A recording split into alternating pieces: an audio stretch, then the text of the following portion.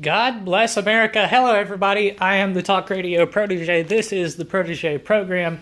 Thank you so much for joining me. Yes, I know this video is a little bit late. I had an exceedingly busy day at work today, and this is the first opportunity that I'm getting to record this video. I know that you'll understand. Let's get right into it. So, Trump has selected a new Veterans Affairs head, I guess would be the most accurate way to put it. And his name is Ronny Jackson.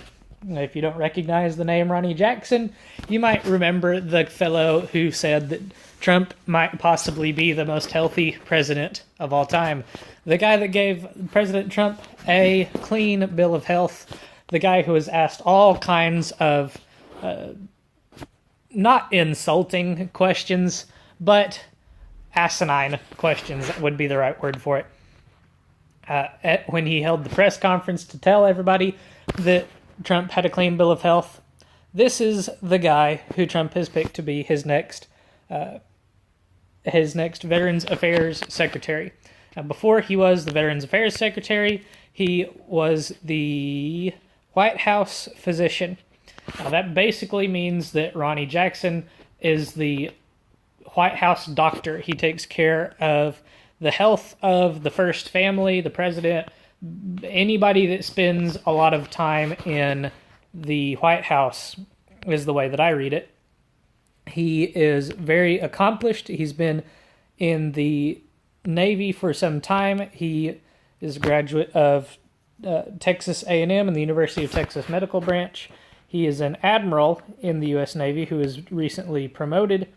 He was deployed to Iraq in the mid-2000s, and he's served in the White House as physician since George W. Bush's administration. He's promoted in 2013 to the top physician job in the West Wing by President Obama.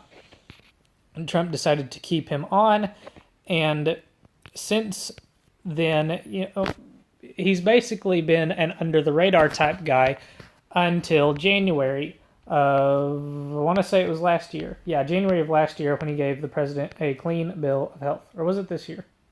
I don't remember. Things kind of blur together. Anyhow, Jackson is not your typical pick to run a government agency, namely because he doesn't have much management experience.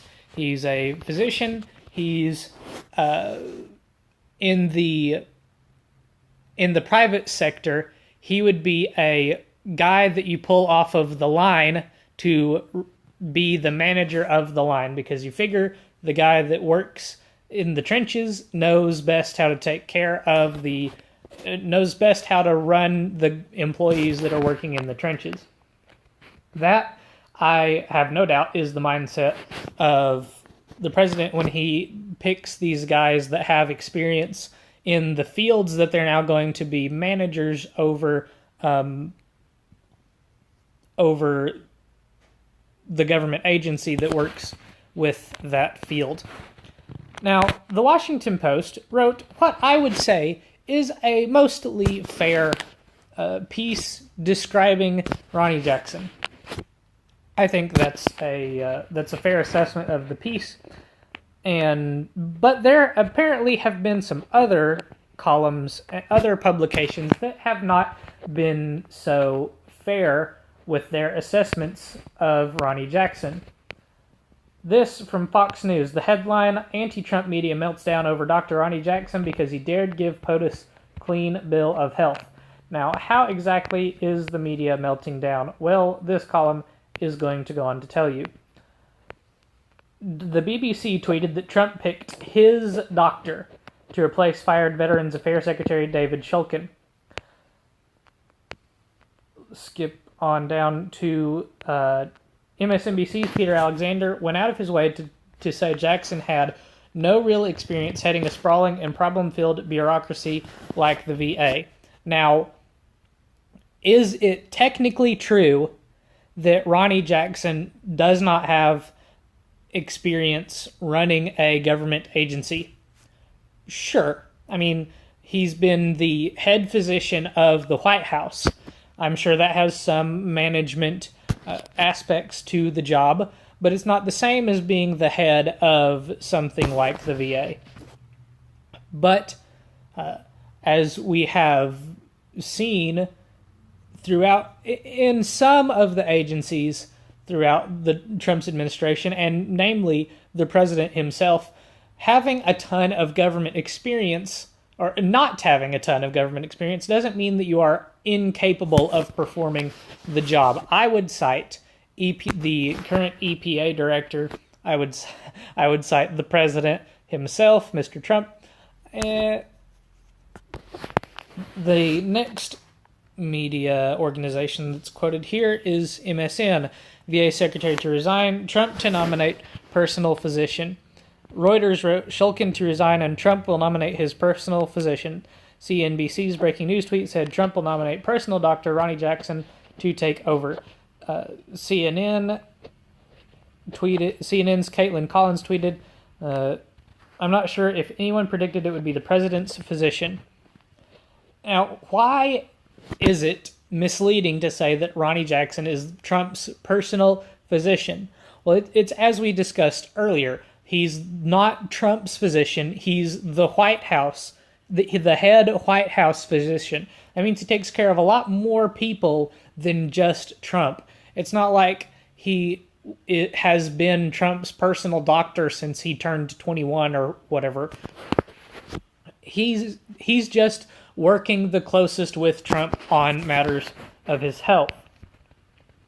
Now, I want to jump back to the Washington Post story real quick. I want to scroll down here to the bottom because the Washington Post says something that, while it might make you upset, I want you to take a moment and wonder to yourself if this statement is not true. Trump, though, often as he does, has gone with a non-traditional pick who said things he liked on television. Now, is it true that Ronny Jackson has said things about Trump that Trump liked on television? Certainly that would be true.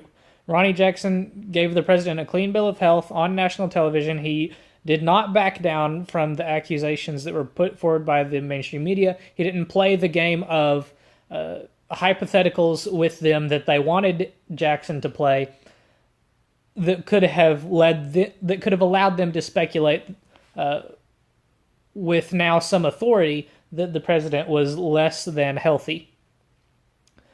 And so this would be something that the president would like to hear, that Trump would like to hear. Now, think about perhaps some of the other appointments that have been made that you could say this person says things that Trump likes on television. Off the top of my head, there was Anthony Scaramucci, who was supposed to come in and be somebody. He ended up not lasting very long, if I remember correctly. Who else could there be?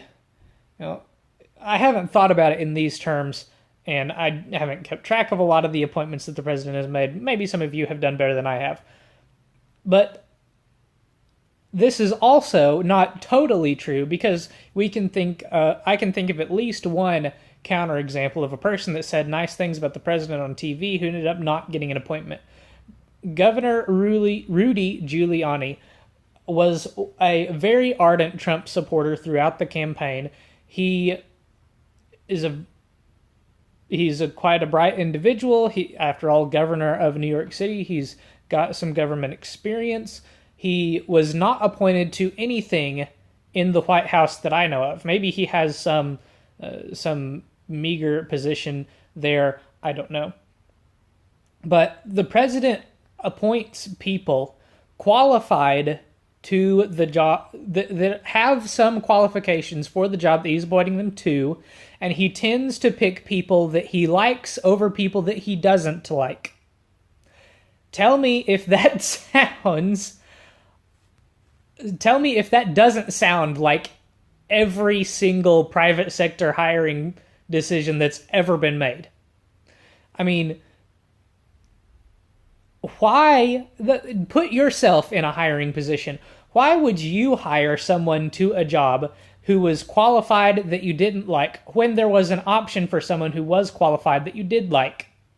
And when it comes to government, we have this idea of qualification that can only be filled by the most elite of individuals, and those most elite of individuals typically happen to be on the left-leaning side of the spectrum. So part of the way that you get right-leaning people in there, who in this case, in this situation, would be people who would happen to be more likely to agree with the president, you get people in there that don't have as much of that experience. Now, just some things to think about. I thought it would be interesting to comment on this topic. The thing that I most wanted to draw to your attention is the way that many individuals in the media will be trying to spin this appointment to make you think that either Trump is a buffoon for selecting Jackson, that Jackson is not qualified because of the establishment's board of qualifications. I don't know what to call it. The establishment has their qualifications that they want everybody on Capitol Hill to be, and Ronny Jackson does not fit that bill. Probably not a outsider in the same sense that Trump is, the same sense that some other politicians like Cruz and Paul are, not Paul Ryan, Rand Paul. Just a interesting thing to think about. That's going to do it for this video. I hope that you all enjoyed. Leave a like if you did. Hit subscribe and the bell for notifications if you want to see more content like this. There'll be another video tomorrow, and then the weekend is here. Take a few days off. Unplug from the politics. But totally lost my train of thought there. Anyways, come back next time. Until then, good night and God bless.